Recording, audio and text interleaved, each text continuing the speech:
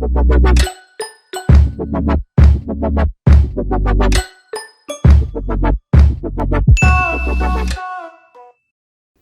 ragazzi, benvenuti e bentornati in questo nuovo video. Come vedete sono un po' preparata in stile principessa per questo video speciale. Qualche giorno fa ho pubblicato sui miei social una sorta di sondaggio in cui vi ho chiesto se qualcuno voleva partecipare a realizzare una mia illustrazione mandandomi una vostra foto del vostro volto.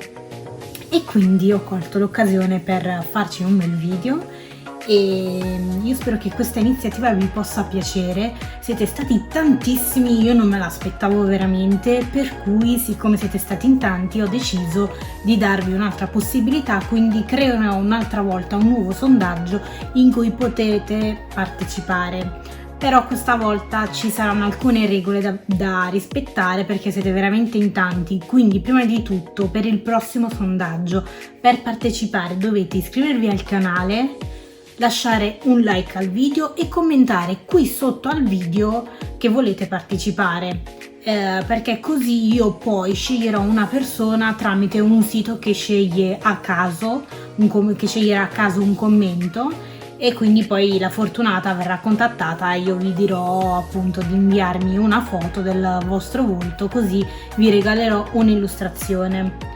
Se volete le illustrazioni le potete anche acquistare, basta che mi contattate per messaggio privato e vi darò le indicazioni. Sarebbe un'ottima idea anche per un regalo di Natale, anche perché poi potrete stampare la foto, l'illustrazione su qualsiasi cosa, su cuscini, su tazze, su, che ne so, potete creare dei poster, calendari, qualsiasi cosa. Ho dimenticato di dirvi che potete partecipare liberamente tutti, non c'è un'età, quindi siete tutti liberi di partecipare, persone anziane, bambini, insomma chiunque, per dare un'occasione a tutti di sentirsi nei panni di una principessa, che tutte noi amiamo essere delle principesse. Quindi vi raccomando, tenetevi aggiornati sui miei social Facebook e Instagram per non perdervi il prossimo post in cui annuncerò il sondaggio.